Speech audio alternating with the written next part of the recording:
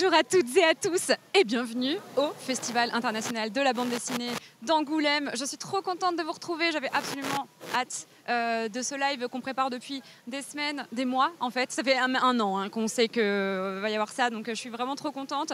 On est du coup en direct de la ville d'Angoulême, c'est la 51e édition du festival. J'espère que vous êtes chaud et que vous êtes trop contents de ce live. Je suis en live sur ma chaîne twitch.tv/Ultia ainsi que sur la chaîne de Glénat, twitch.tv/Glénat Live. Les rediffusions seront disponibles évidemment sur nos chaînes replay YouTube respectives. Et on va avoir une après-midi hyper chargée en présence d'auteurs. Au programme, il va y avoir des interviews, des dédicaces, des cadeaux. Il y aura aussi une visite d'exposition à la fin du live. Et vraiment, je vous jure que vous allez trouver ça très cool. En tout cas, moi, je suis super contente et vraiment, j'avais trop hâte d'être ici. En plus de ça, il fait vraiment très bon pour le coup. L'année dernière, il faisait vraiment super froid. Et là, il fait un chouette temps, etc. Et puis, avant d'aller à l'exposition ce soir, on aura tout un passage dans la rue là-bas à Angoulême. Et du coup, je vous ferai une mini-visite de la ville. Il y a des églises, il y a plein de boutiques, il y a plein de gens qui vendent leur bande dessinée un peu plus en off, pas avec des gros stands de grosses maisons d'édition, etc. Je pense que ça va vous plaire. Et ensuite, on arrivera au lieu de l'exposition, le Chat Noir, où il y aura l'auteur de Mauvaise Réputation, qui est une bande dessinée sur l'un des frères Dalton. Et puis voilà, on terminera le live sur ça. En attendant, on va vraiment enchaîner les interviews avec les auteurs. Là, ce que je vais faire, c'est que je vais vous emmener avec moi dans le lieu du festival finalement. On est au Monde des Bulles, c'est vraiment là où vous avez les gros exposants, les gros éditeurs de bande dessinée, mais en réalité il y a plusieurs spots dans Angoulême dans lesquels vous pouvez voir plein d'auteurs, autrices, mais aussi des expositions. Par exemple, en fait c'est vraiment, le festival est dans toute la ville, il est à taille humaine, donc tout est accessible à pied, c'est plutôt bien fait. Et on sera pas que dans le Monde des Bulles, on va faire plusieurs endroits. En tout cas, aujourd'hui, on sera majoritairement ici. Donc, je vais vous emmener avec moi et vous allez voir les stands. C'est parti. Normalement, le monsieur de la sécurité est au courant qu'on va repasser. Donc, je pense qu'ils vont me laisser passer. Bonjour, on est avec. Merci, c'est gentil. Ah. Alors oui, du coup, il y a toute la programmation qui vient de passer à l'écran, parce que vraiment, on sera encore en live demain. Je crois que demain, c'est à partir de 11h. Donc vraiment, ça sera toute la journée. Et là, on a toute l'après-midi. Voilà, demain, c'est bien à partir de 11h. Et là, on a toute l'après-midi ensemble. Bonjour. Et les gens croient qu'on est la télé, comme d'habitude. Tout le monde est ouf quand il voit la caméra. Je suis en compagnie des Théo. Bien sûr, je sais que vous les avez réclamés dans le chat, mais les deux Théo sont avec nous à la production. Je sais pas, je suis très heureux de ne pas être au festival et de pouvoir y être un peu par procuration grâce à Ultia. Eh ben, merci beaucoup. Moi, justement, c'est vraiment l'objectif, c'est de vous montrer un petit peu le festival de la BD et peut-être vous donner envie de venir une prochaine fois, ou en tout cas, si vous ne pouvez pas venir, vous avez au moins un aperçu de ce que ça donne. Moi, c'est d'ailleurs mon premier festival de la bande dessinée. C'était l'année dernière à Angoulême, justement. Il y en a d'autres en France, il n'y a pas que celui de Angoulême. On a fait Amiens aussi au printemps dernier avec une interview de Myriam Mal qui était très très chouette, justement. Mais c'est la première fois que je suis venue à un festival de bande dessinée. C'était justement déjà le festival d'Angoulême. Voilà. Et donc là, voilà, il y a vraiment tous les stands, vraiment des très très gros éditeurs. C'est une espèce de halle un peu... je pense que c'est l'une des plus grosses et je pense que c'est là où il y a aussi beaucoup de trafic, forcément. Il y a une salle avec des auteurs un peu plus indépendants qui est... alors comme j'ai pas le plan d'Angoulême dans la tête, je sais pas exactement où il est, mais je sais que ça existe. L'année dernière, j'étais allée faire un tour, justement. Et donc ça va parce qu'en fait on est vendredi et l'année dernière on avait commencé le live le samedi. Donc du coup il y avait beaucoup plus de monde. Là ça va, c'est ok et on peut au moins naviguer quoi. Voilà. Ils savent chez Glénat qu'on voit des grooms de la concurrence. Oui bien sûr, il y a plein de gens qui sont avec des petits grooms de Spirou. Il y a des gens avec des masques, que ça soit de plein de... effigies BD jeunesse différentes quoi. Voilà, oui, il y a plein de petits qui font coucou. Je pense qu'ils croient que c'est la télé encore, hein. Vraiment. Tu vois, ils vont vraiment repasser à chaque fois. Je n'ai pas pu venir à Angoulême car c'est à 7 heures de chez moi, mais je suis trop contente de pouvoir visiter le festival. Eh bien, bah voilà, c'est l'objectif. Et donc là, on va commencer par interviewer Julien Nil. Il va m'apprendre un petit peu à dessiner Lou, justement. Et on lui a concocté un jeu. Je pense que vous allez kiffer. Je vous en ai déjà parlé en live pour ceux qui me suivent. Voilà. Mais je pense que vous allez adorer. Alors, on arrive dans le vif du sujet, au stand de Glénat, justement, en question. Il est beaucoup plus épuré que l'année dernière. Je le préfère. Il y a moins les gros murs qui séparaient le stand du reste du festival. Donc du coup, on a un peu plus cette impression de pouvoir circuler. Ici, vous avez tous ceux qui sont en dédicace aujourd'hui, en tout cas de 13 à 15 heures, parce que les créneaux de dédicace changent en fonction du matin, de l'après-midi, etc. Justement, je vais vous emmener pour voir à peu près à quoi ça ressemble, justement, des files d'attente de dédicaces. Donc voilà, et là, il y a pas mal de gens qui sont ici, d'auteurs qui sont ici, qu'on va recevoir justement. Donc très chouette. Oui, on peut encore circuler aujourd'hui, vendredi. Je pense que c'est demain où il y aura beaucoup plus de monde, mais pour l'instant, c'est OK. Donc, si vous voulez, je vous montre un petit peu avant de rentrer dans le stand, parce qu'on va quand même vous montrer un peu à quoi ça ressemble le stand à proprement parler. Et je vais vous montrer un peu ce qu'il y a autour. Alors là, il y a des gens devant, donc malheureusement, on ne va pas pouvoir filmer correctement. Mais là, on a vraiment toutes les bandes dessinées de chez Glénat qui sont en sélection officielle, avec tous les prix. En fait, en sélection officielle, c'est pour éventuellement être lauréat et gagner un prix. Et il y a des prix par catégorie, justement, à chaque fois. Et c'est énorme, parce que je ne sais pas si vous vous souvenez, l'année dernière, on avait interviewé David, qui était dessinateur sur la bande dessinée Monsieur Apothéose, avec Julien Frey au scénario. Et en fait, justement, Monsieur Apothéose, cette année, a gagné la sélection du prix des lycées 2024 par le rectorat de Poitiers, justement. Et du coup, ils sont trop contents. Je crois qu'il va y avoir une photo qui va être affichée par la régie. Et alors moi, j'avais pas eu Julien Frey, j'avais eu juste David l'année dernière, mais il était trop sympa. On avait bien discuté et j'avais bien apprécié cette BD. Donc trop cool, le prix des lycées, ils doivent être super contents. Et voilà, donc à chaque fois, les bandes dessinées sont pour la sélection et il y a un lauréat pour chaque catégorie. Voilà. Pardon, mais c'est mieux que la télé ici. En fait, l'avantage, c'est qu'on a le temps, du coup. C'est qu'on n'est pas obligé de... que j'ai le chat et qu'on peut parler et qu'on a le temps. Dans quel lieu tu es? On est vraiment au Monde des Bulles, au Festival international de la bande dessinée d'Angoulême. Là, on a le planning des dédicaces. Pareil, il y a des gens qui les regardent, mais je pense qu'on va pouvoir filmer un petit peu. Donc, on vous entend là. Du coup, on a le planning des dédicaces qui est juste ici, avec tous les auteurs qui sont à chaque fois pour dédicacer leur livre. Et voilà, donc vous avez à chaque fois le programme, etc. Et quand est-ce que vous pouvez choper votre dédicace. Donc ça, c'est chouette. Et du coup, regardez, vous allez voir, en plus, c'est cool, il y a moins de monde que tout à l'heure, là. En fait, c'est comme ça que ça se passe. Donc, il y a un grand stand et il y a les auteurs à chaque fois, donc soit ils sont là tous les deux, soit l'auteur est scénariste et dessinateur, enfin voilà, ça dépend, il n'y a pas forcément tout le monde à chaque fois. Et là, de qui on a déjà parlé en live, il y a Chabouté pour Musée. On avait fait un live avec lui sur dessiner l'art. Et je ne sais pas si vous vous rappelez, il avait des chaussettes hyper fancy et il était trop content de les montrer. Et ben voilà, il est là et il dédicace Musée, justement, qui est une bande dessinée sur le musée d'Orsay. Donc si par exemple vous avez vu le live avec Étoile, qui était en direct du musée d'Orsay, il me semble qu'il était avec Antoine Daniel. Mais cette bande dessinée, elle parle de toutes les œuvres, pas de toutes les œuvres, mais de beaucoup d'œuvres qui sont au musée d'Orsay, justement. Et elle est vraiment trop cool.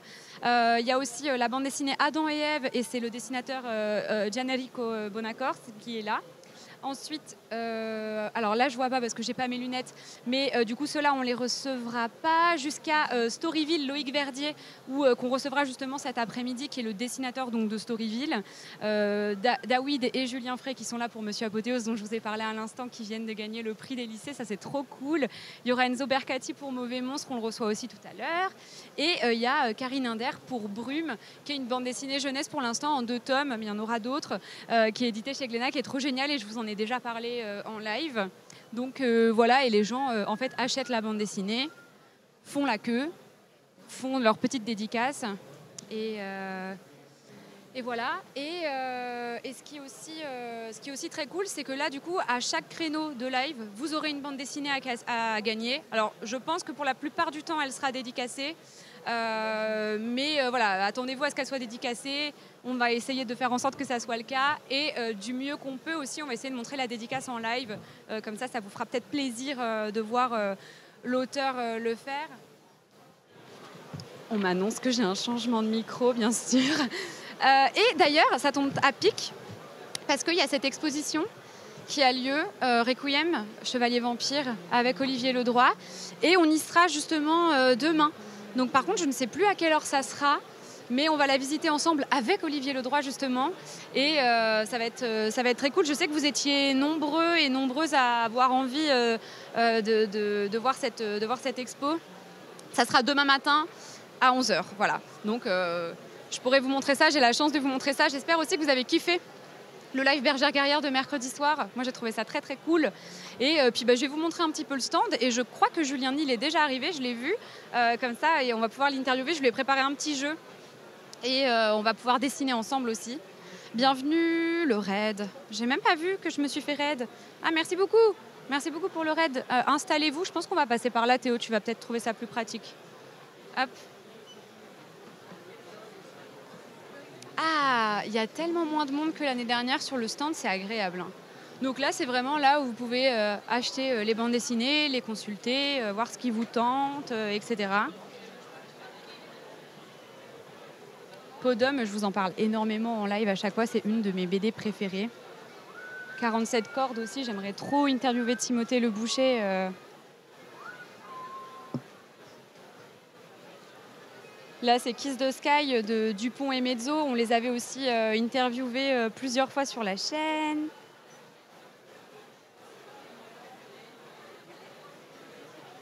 Et je ne savais pas, je l'ai appris l'année dernière, mais l'Or Olympus aussi, c'est chez Glénat maintenant. Donc le fameux webtoon qui a été édité maintenant en physique, Radium Girls de Si, dont on a déjà parlé aussi.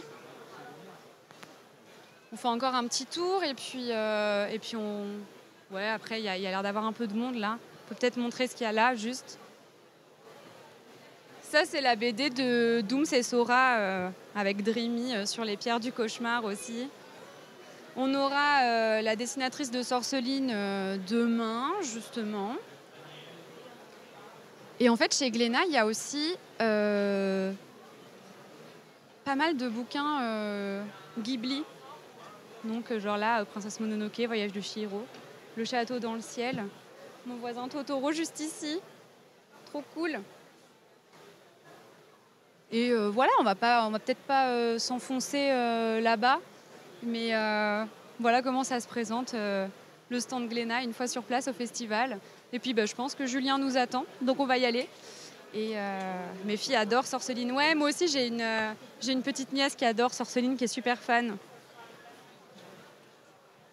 Si j'y étais, je serais pauvre en 2 secondes. Ah, mais vraiment. Hein. Mais je pense que tous les gens qui viennent ici, ils savent qu'ils vont se ruiner. Bonjour. Donc là, on est derrière le stand Glénat, justement. Et on est encore mieux installé que l'année dernière, je trouve. D'ailleurs, Marie et Maï ont fait une petite déco derrière nous. Et Julien Nil, il nous attend sagement. Oh là là, mais qu'est-ce qu'il fait ici? C'est un truc de fou. Posé ici de manière extrêmement naturelle avec ta feuille blanche et ton inopiné. C'était totalement inopiné. Ah, on est bien là. Je suis on contente. Est très bien. Ça marche ouais, on m'entend ouais. Est-ce qu'on l'entend? Oui, je pense. Ouais, J'imagine qu'on t'entend. Oui, on t'entend bien. Tout va parfait. bien. Donc ouais, voilà, on est à l'arrière du stand de Glénat. Et en fait, on a vachement plus de place que l'année dernière. Je ne sais pas si c'est parce qu'elles ont prévu le fait qu'on live cette fois-ci et que du coup, il y a plus d'espace. On était le stand est nettement mieux. Que l'année passée. Et en plus de ça, elles se sont données, elles ont fait des petites déco. On a une plante, une magnifique chez Fléra. La mienne, elle est horrible, elle a des cochenilles. Je la déteste, donc je pense que j'embarque celle-là à la fin du live pour la remplacer lâchement. Mais du coup, je suis en compagnie de Julien Nil, que vous devez connaître maintenant, si vous suivez ma chaîne déjà, puisque ça fait là Troisième, troisième, ouais, quatrième facile. fois qu'on se voit pour un live Glénat Facile, ensemble. ouais. Du coup, Julien Mille, tu es auteur notamment de la bande dessinée Lou, C'est ça. qui est éditée chez Glénat. Oui. Récemment, tu as sorti Lou Sonata, donc ça sera en 3 tomes. Là, pour l'instant, il y a 2 tomes qui sont sortis, dont le dernier qui est sorti en novembre. Voilà. Et le premier tome qui était sorti en 2020. 20 Non, 21 plus, ouais, un truc 2021. comme ça, ouais. Exactement. Donc voilà, alors oui, je ne suis plus connectée à mon iPad, du coup j'ai plus le chat, mais je vais juste reprendre le partage de connexion. Bon alors, comment ça se passe ce festival pour l'instant ? Bah, ça se passe bien, écoute, moi c'est mon 20e festival en fait. J'allais te demander, donc si je tu commence à suivais ou avoir pas. un petit peu mes plans et mes habitudes, quoi, et mes routines. Bah écoute, non, ça se passe super bien. J'ai pas fait beaucoup de dédicaces encore, j'ai fait une journée hier, mais bon voilà, de toute façon depuis la sortie en novembre, il y a eu un accueil très chaleureux de la BD, une communauté hyper sympa, et donc c'est très chouette de les retrouver là, et puis de croiser tous les copains, les professionnels, voilà, de voir quelques expos, j'en ai vu qu'une pour l'instant. T'as hâte à chaque fois du coup d'Angoulême, ou c'est juste une espèce de formalité maintenant, t'es habitué ou À la fois, ouais, non, mais hâte évidemment, parce que tu retrouves effectivement toute cette ambiance, les copains, les expos, tout ça. En même temps, t'appréhendes parce que tu sais que le lundi, tu vas revenir chez toi crevé et généralement malade.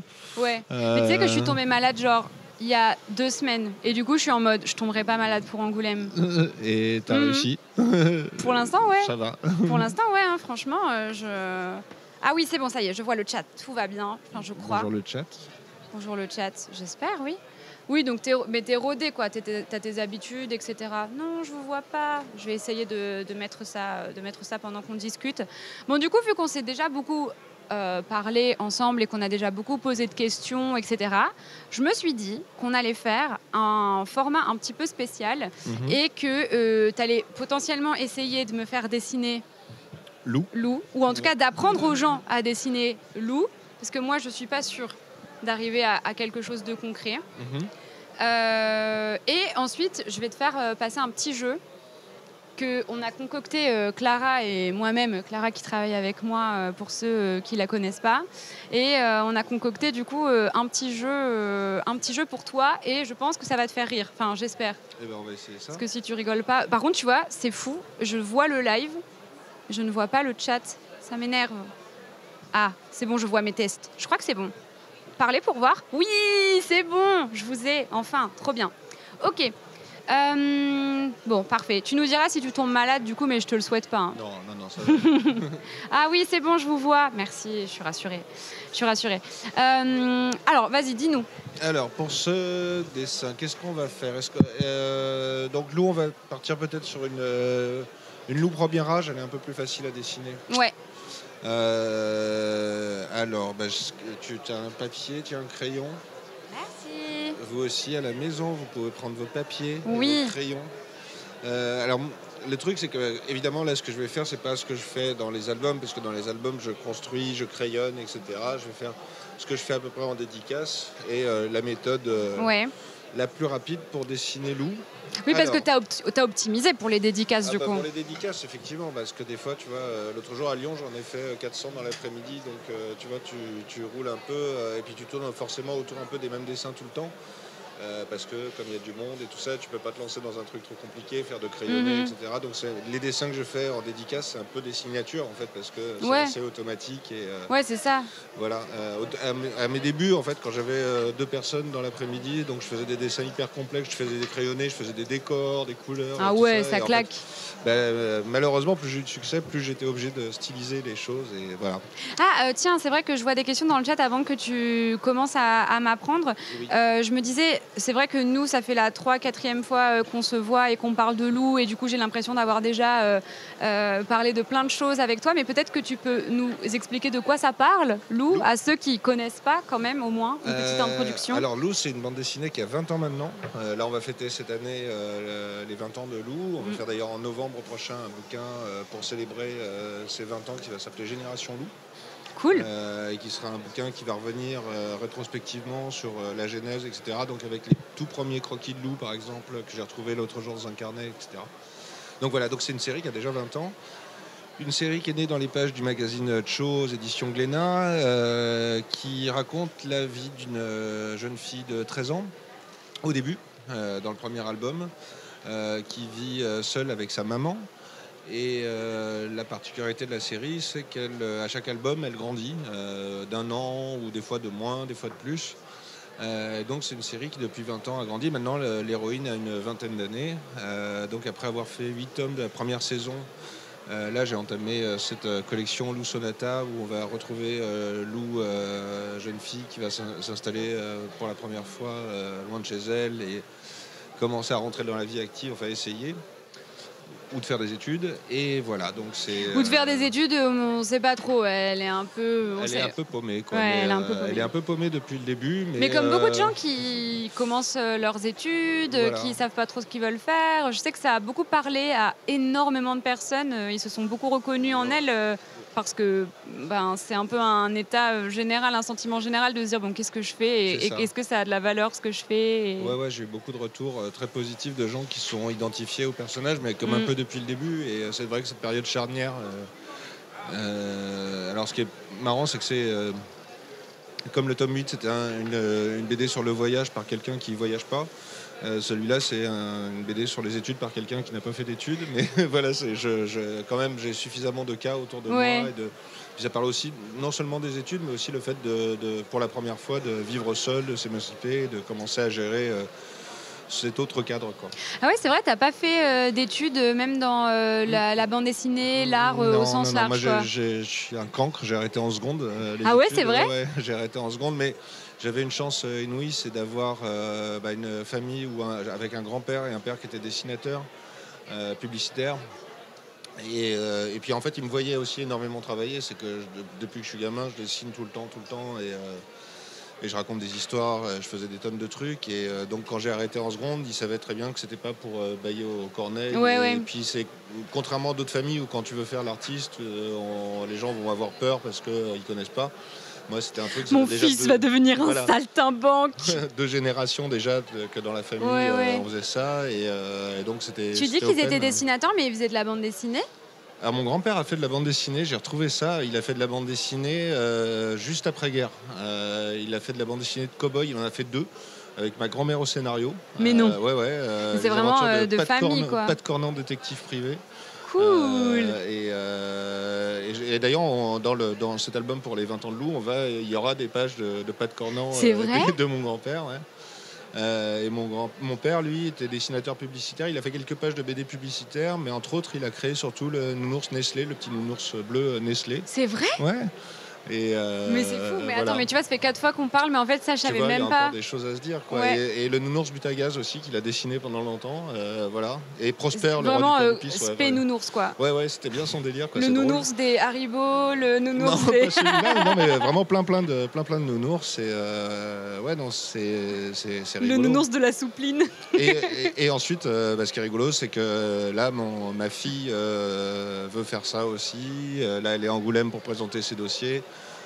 Pour faire de la BD, et mon fils aussi a envie de faire ça, donc on est voilà. C'est vraiment de famille, quoi. Voilà. Ça c'est un vrai truc. C'est un peu hors sujet, désolé, mais c'est un vrai truc. J'ai l'impression que quand t'as pas cette fibre artistique dans la famille, que ça soit pour la musique, le dessin, c'est clairement plus dur. Hein, non, mais moi je sais que c'est la chance que j'ai eue dans ma vie.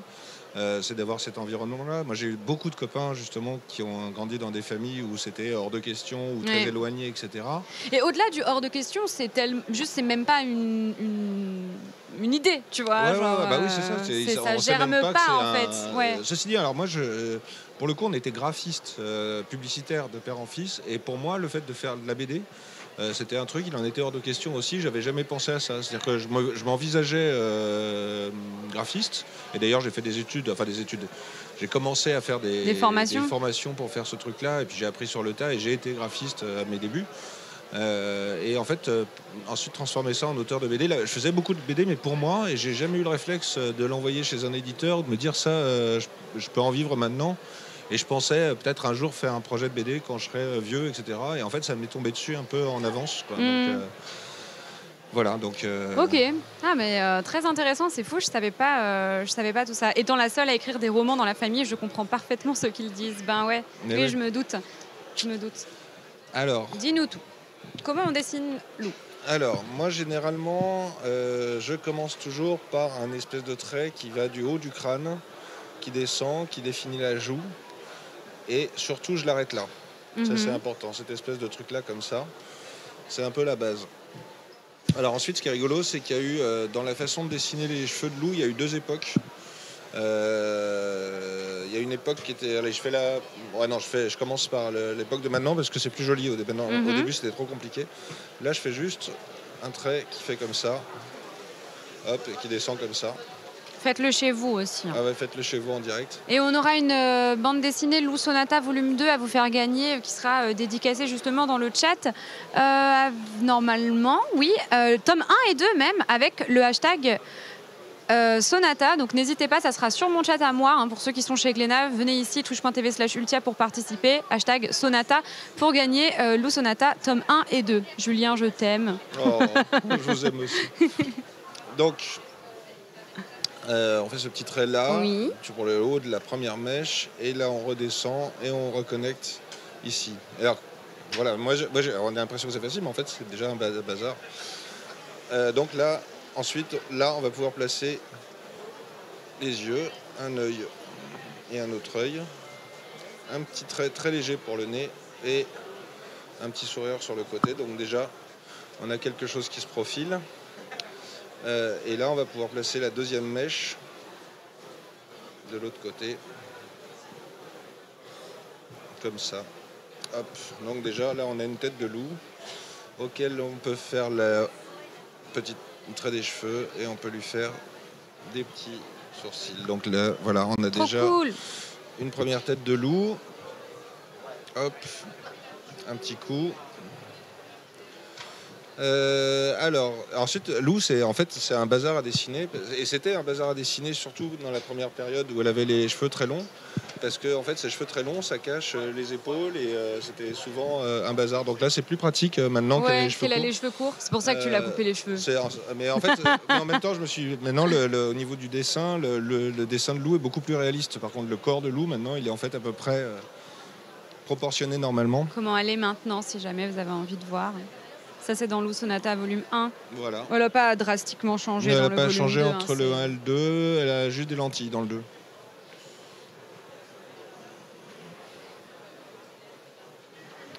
Donc ensuite, on fait partir un bras par là, par exemple.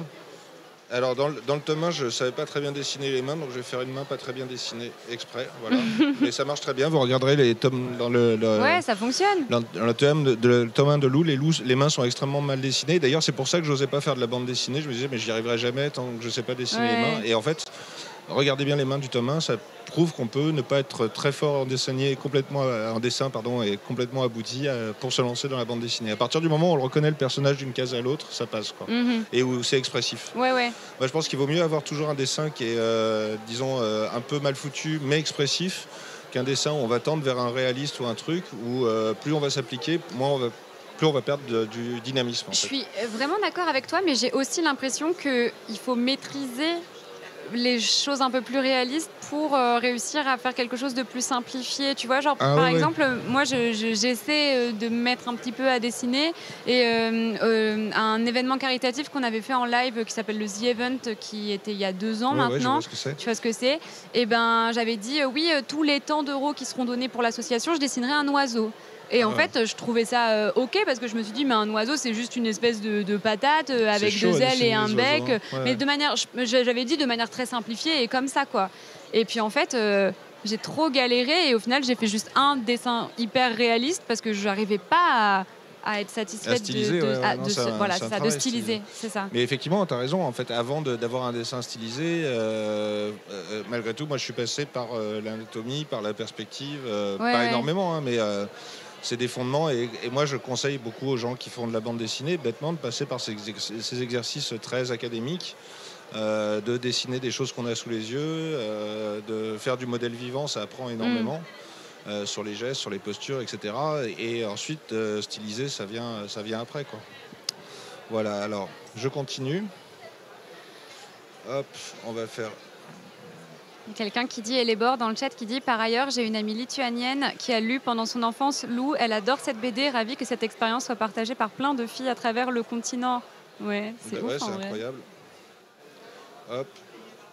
Alors on lui fait son pantalon à fleurs un peu culte du tome 1. Hop. Elle avait des petits pas de def aussi dans le tome 1. Ouais, ce pantalon Voilà. culte là qu'elle a fait elle-même, là, on l'adore. Hein. Hop. Et au final, on va faire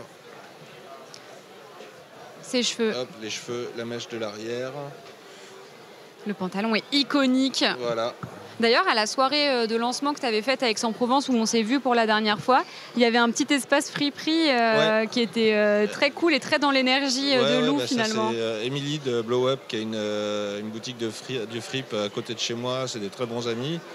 Et justement, ils s'étaient vraiment dépassés pour faire une sélection de vêtements proches de ce qu'on avait dans la BD et dans le film et tout ça. Enfin, c'était super.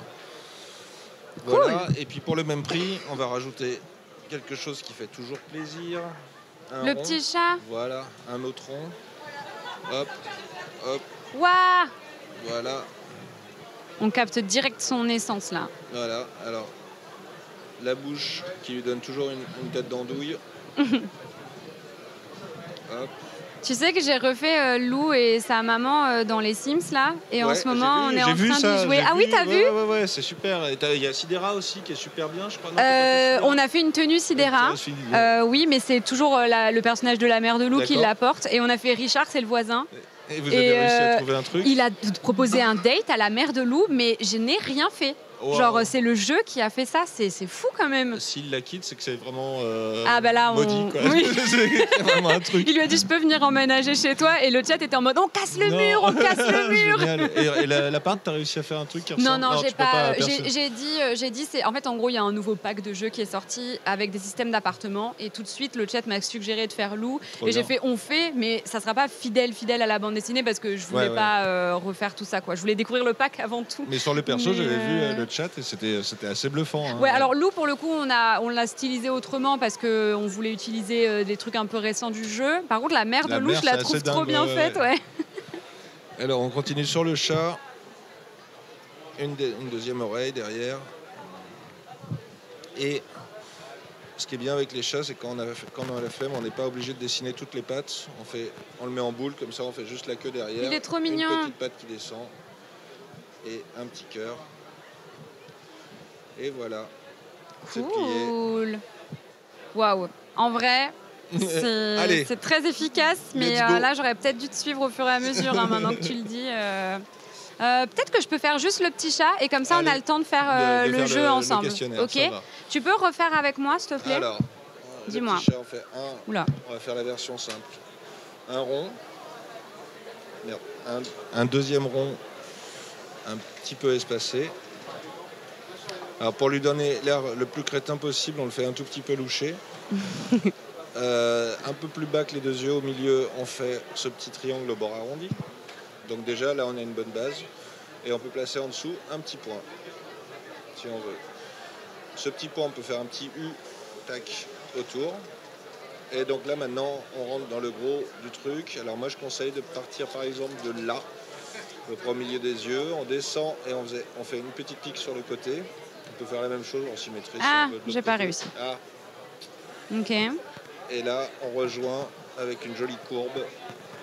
Là et là. Ensuite, là, on va pouvoir fixer les oreilles. Même le mien, il n'est pas terrible en fait. Parce que là, en même temps, tu décortiques aussi. Ouais. Voilà. Bon. Ah, c'est pas mal. Ça va, ouais. Je m'entraînerai. Voilà. Je m'entraînerai. Bon, merci. Trop bien. Passe au QCM. Ouais, la master le QCM. Alors, c'est noté, hein, donc j'espère que tu es attentif.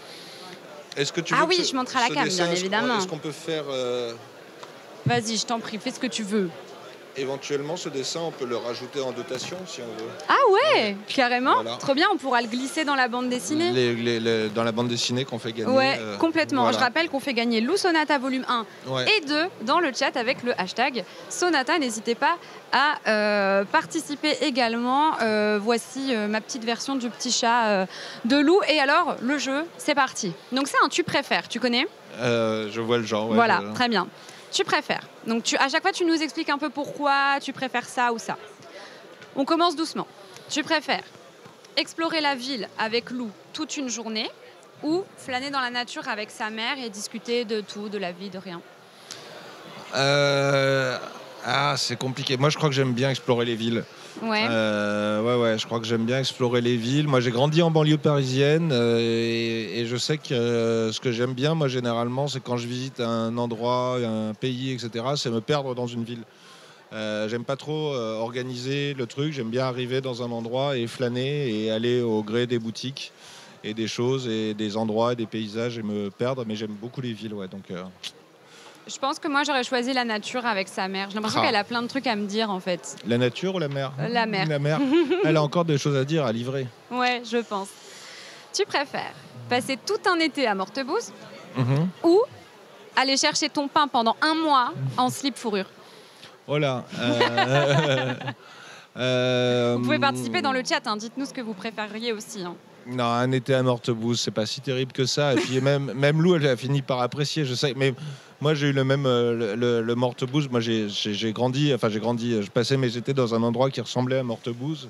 Ça s'appelait Mentou Salon, que les gens de là-bas m'en veuillent pas, parce qu'au contraire, quand j'étais petit, ado, c'était vraiment très dur. C'est normal. Tu t'embêtes, il n'y a rien à faire. Et tout ce que raconte la mère dans le tome, je sais plus, 5, c'est-à-dire que c'est vrai que moi, dans cet endroit, je m'embêtais tellement que le seul truc que j'avais à trouver à faire, c'était d'aller regarder la machine à couper le jambon. C'était le seul truc un peu technologique qu'il y avait dans la ville et qui me fascinait, que je trouvais un peu moderne, en fait. Tu vois, voilà, donc c'était terrible. Mais après, en grandissant, j'ai appris à aimer la campagne et tout ça. Donc voilà, je dirais ça parce que le slip pour aller chercher le pain, Faut j'assume l'assumer, pas hein. trop. Voilà, c'est ça. Bonjour monsieur, Voilà. comme d'habitude j'imagine. Tu préfères manger sans papoune, sans t'arrêter, ou alors un plat de chou de Bruxelles de mamie?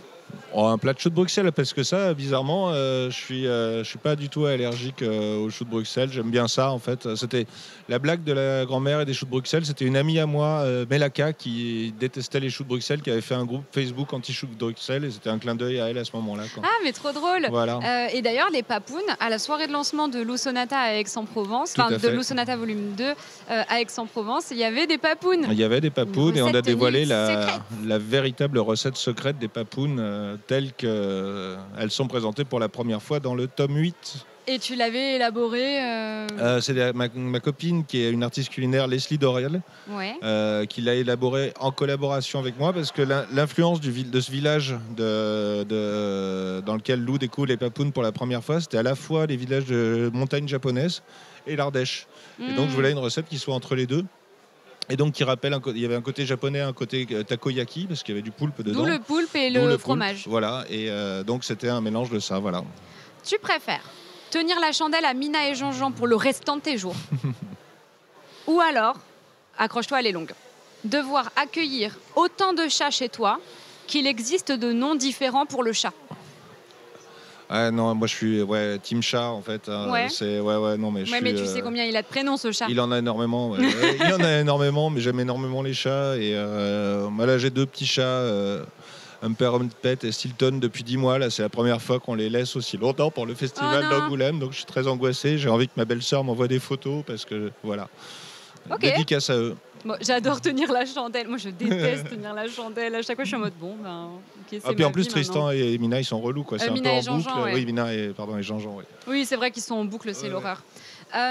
Tu préfères ne porter que des sous-vêtements en fourrure ou, mais pas que ça, hein, en dessous tes vêtements, hein, ou la combi en latex blanche de Sidera? Qu'est-ce que c'est que ces questions déviantes Non, je crois que... Alors déjà, je suis allergique au latex. Ah. Donc voilà, donc c'est mort pour ça. Et le slip en fourrure, pour de vrai, j'en ai eu un. Et c'est pas si désagréable que ça. Et ça tient chaud.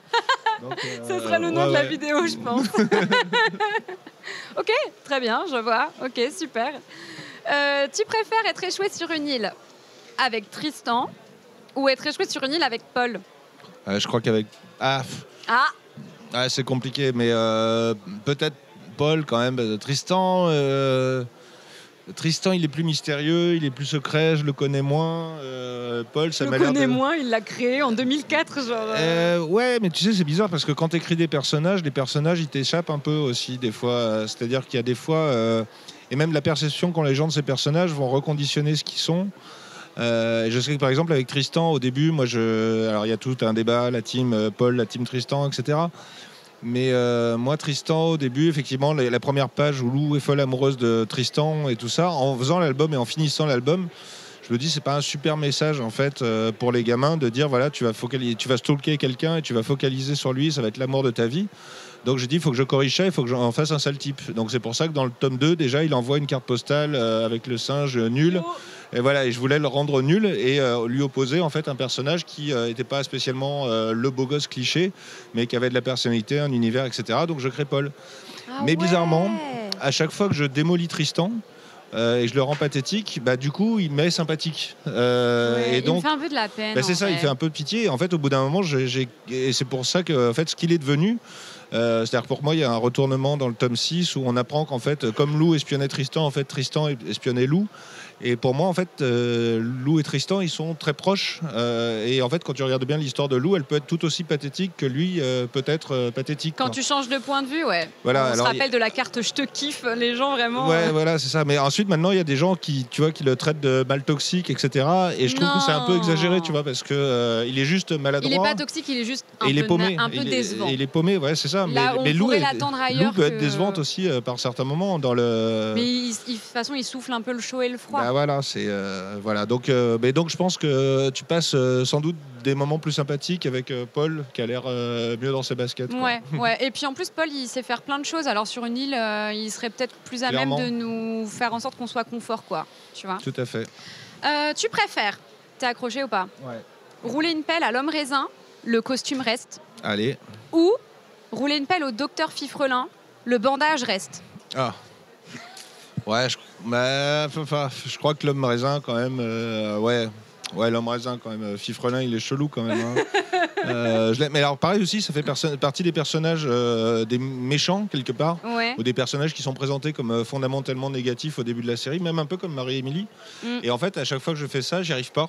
Et au bout d'un moment, Fifrelin il devient sympathique et Marie-Émilie devient très sympathique aussi. Ouais. Et en fait, à chaque fois, je trouve qu'il n'y a jamais de personnages qui sont vraiment à 100% dark, quoi.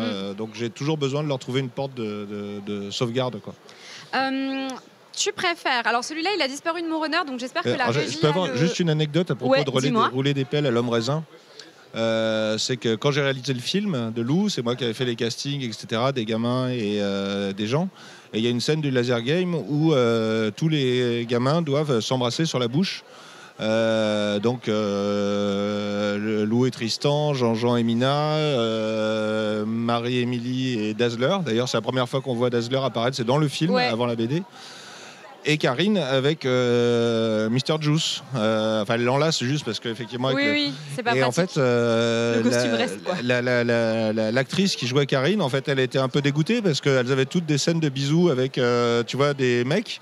Et elle avait un mec déguisé en raisin. Et donc, on a fait un casting. Et on a casté un super joli mec, un super joli garçon qui était à l'intérieur du costume de l'homme raisin pour que ça soit moins désagréable pour elle, quoi. Donc, c'était vraiment un très beau gosse, le mec qui jouait l'homme raisin. Quentin, il s'appelait. Mais j'adore cette anecdote. Voilà. Donc, il y a Quentin, déjà des si anecdotes. Tu nous entends. Voilà, on pense à toi.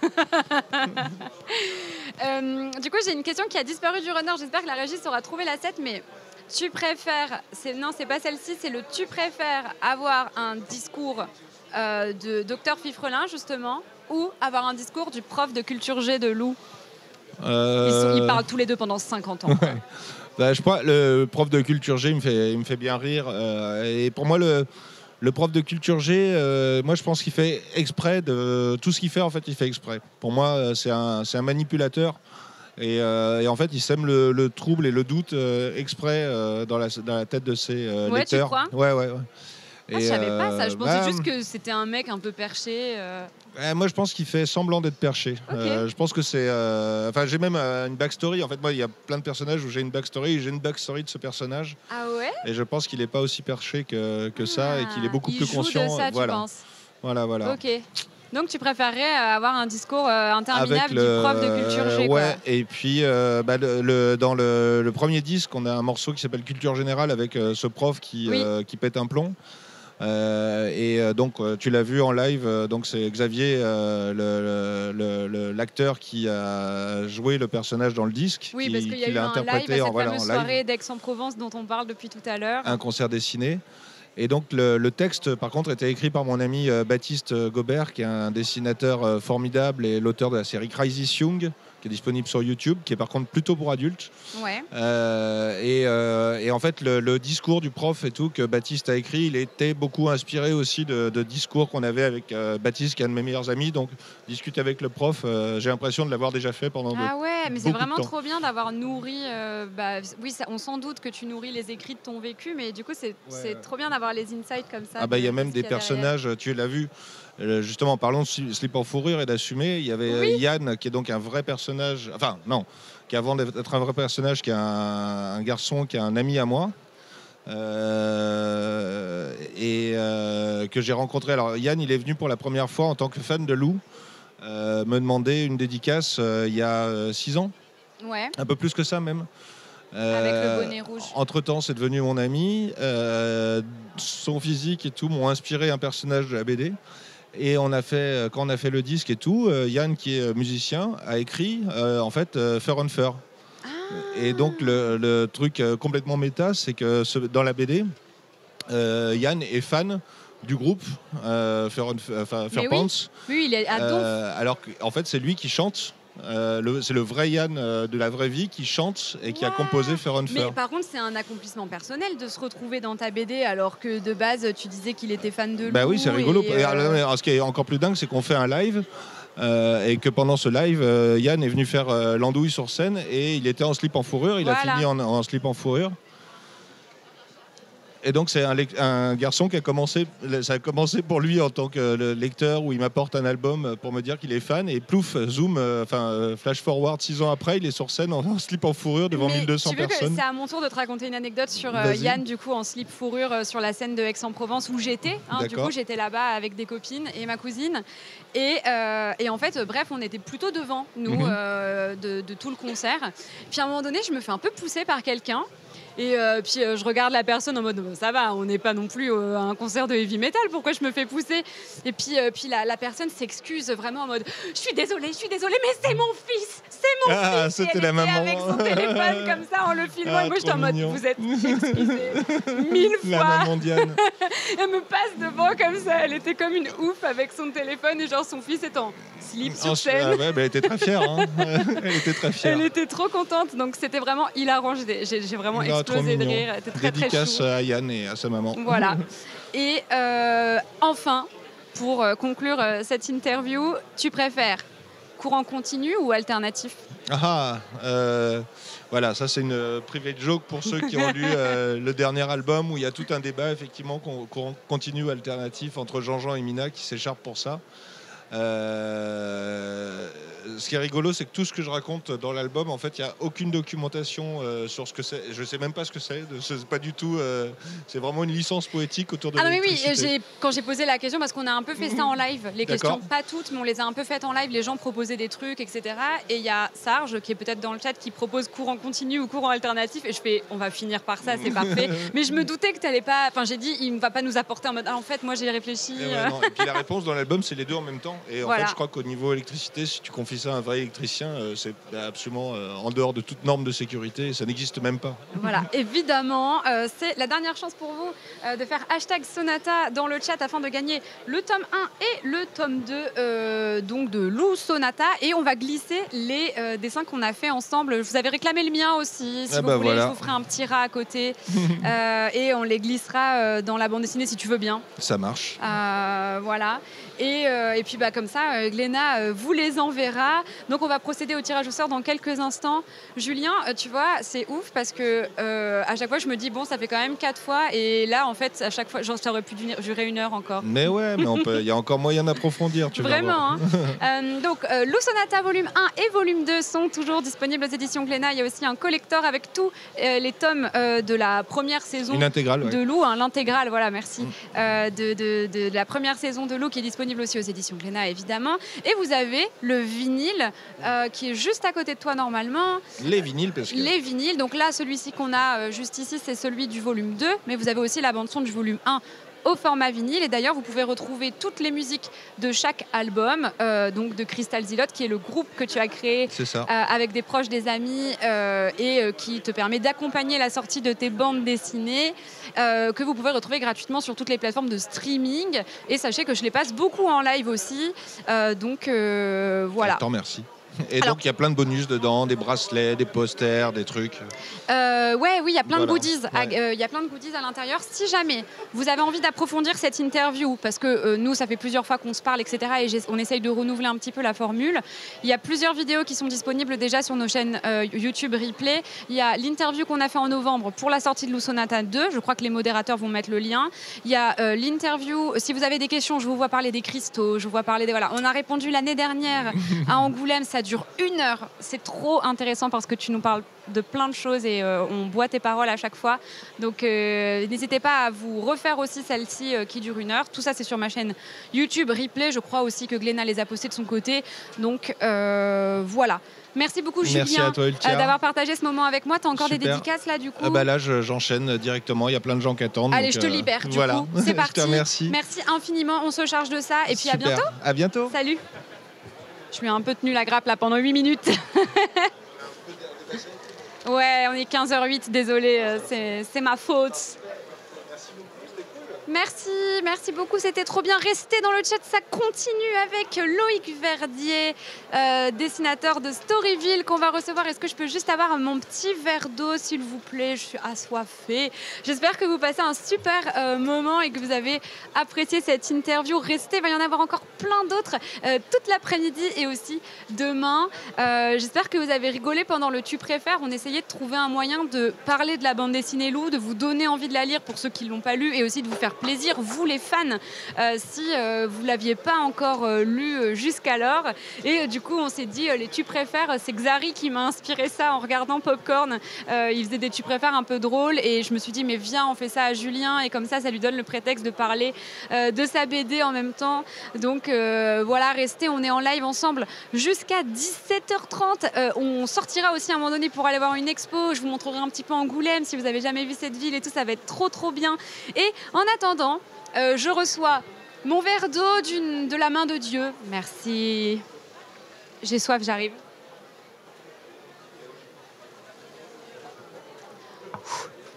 Ça va mieux.